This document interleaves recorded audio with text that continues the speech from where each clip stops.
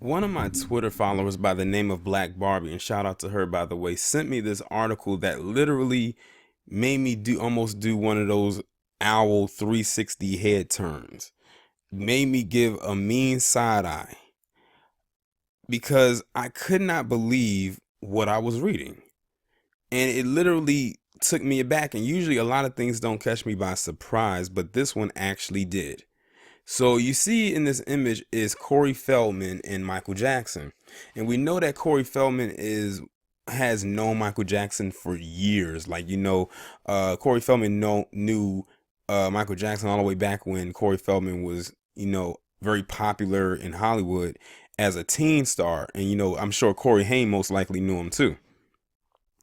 And there was always like allegations saying that Michael Jackson might have did something inappropriate with Corey Feldman. And Corey Feldman always was like on the defense of Michael Jackson's like, look, Michael Jackson never did anything inappropriate to me. He never touched me. He never molested me or anything like that, or what the tabloids is putting out there. And I'm not going to allow people to try to manipulate and tell me that, otherwise. But I do have a list of people who have done some stuff to me and to others, but you're gonna end up silencing me anyway. So it's like I'll just hold on to these names. And that's what they tried to do. And that's why Corey Feldman's career kind of tanked after a few years, because he was about to drop the bomb on him. But what recently just came out and what I'm going to read from in people.com, it says that Corey Feldman says he can no longer defend Michael Jackson amid horrendous allegations. And I'm sitting there like, something about this just doesn't sound right. Like, how did you go from defending Michael Jackson for all these years to saying you can no longer defend him? Like, something happened. And something clicked in my head and said, I think Corey Feldman is probably feeling the squeeze right now, or somebody probably slid him some money because they know Corey Feldman is like that Trojan horse, because he's been screaming and yelling about these pedophiles for years in Hollywood. And see, they're not allowing him to really come forth and tell the people by name who the true pedophiles are, whether they are alive or deceased. They really want him to say something bad about Michael Jackson.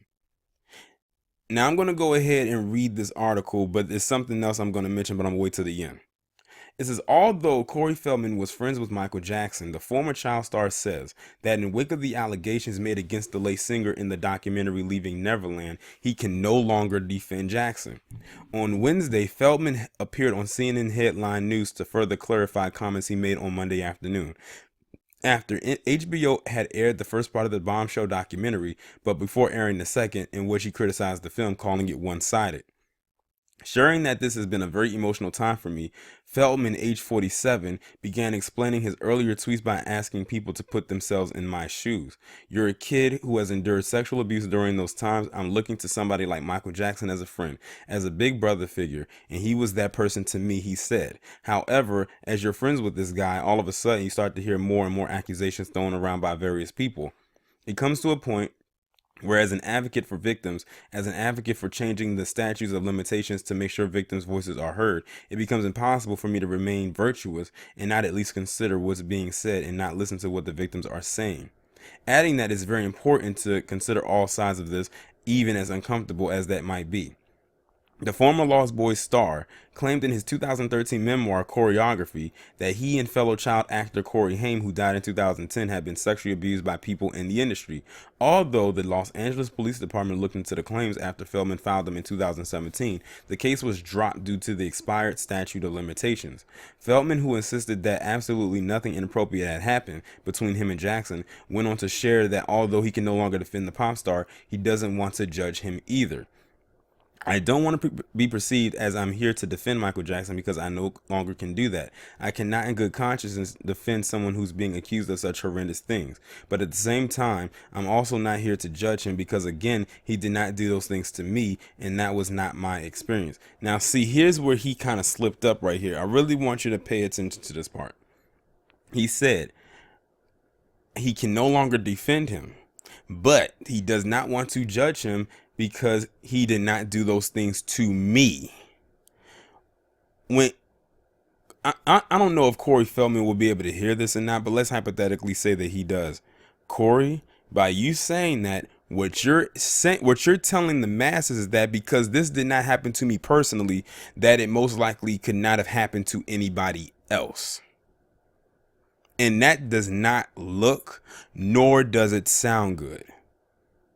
Because, see, like I said, Corey Feldman is that Trojan horse. They know that he has been making a lot of noise over the years, probably being one of the loudest. Because Corey Feldman, let's put it this way, Corey Feldman got off cold.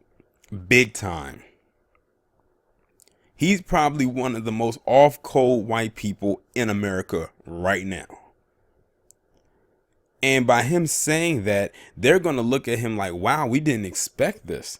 Now we may have him on our side. Which I highly doubt, because I think that he's still, like he said, he's still an advocate. But I don't think Corey should have said that, because in their minds, that's what they're going to think. Oh, because it didn't happen to me, it's impossible that it's happening to these other people that have these claims. And see, I don't know if he should have watched that documentary, or I don't know if someone paid him or what. I don't know the circumstances of it, but I don't think him saying that statement was good, because in the eyes of the public and the masses, or the media, especially mainstream media, they're going to take it the way that I just gave it. Oh, because it didn't happen to Corey Feldman, then the other people it didn't happen to, because Michael Jackson wouldn't do such a thing. Although we know that the FBI has been pretty much investigating Michael Jackson, probably through surveillance or whatever means that they use in technology, for years, and never found anything. I don't know why people continue to negate that fact. But anyway, let me continue going. Continuing, Feldman apologized to anybody who took his earlier tweets out of context, assumed the actor was questioning the validity of the victims. Speaking of leaving Neverland, Feldman admitted that although he watched the first part, to be honest with you, it was very emotional, it was very painful, and I couldn't watch all of it. Asked to speak to the allegations made in the film, Feldman said the accusations were shocking and disturbing. There's nothing else that can be said of it. Speaking about the interview on Twitter, Feldman went on to call it the hardest interview I had ever done, adding that his heart's with all victims and the children of Michael Jackson who are also victims in all of this. The late pop star's children, Prince Michael, age 22, Paris, age 20, and 17-year-old Blanket, who now goes by I don't know if that's BG, because it's spelled BIGI, so I'm guessing it's BG, have yet to directly address the documentary. On Wednesday, a source told People that Paris, who has been open about the lasting impact her father made on her life, hasn't seen the explosive documentary. And you know what? I don't think, if his kids haven't watched it, I don't think that they should, because it's just going to be a bunch of lies anyway. Feldman first shared his feelings about the documentary in a lengthy series of tweets on Monday afternoon. Hashtag Neverland. Okay, I watched it all. I know what I experienced, and yes, every experience was the same, right up to the sex part. That is where it becomes La La Land instead of Neverland for me, he said. We never spoke about sex other than a few warnings about how sex was scary and dangerous. Michael Jackson never once swore in my presence, never touched me inappropriately, and never suggested we be lovers in any way. Adding that he was not present at the same time as Wade Robson, that liar, and James Safechuck, the other liar, the two Jackson accusers featured in the documentary. Feldman said he is still friends with many children who say Jackson never acted inappropriately with them.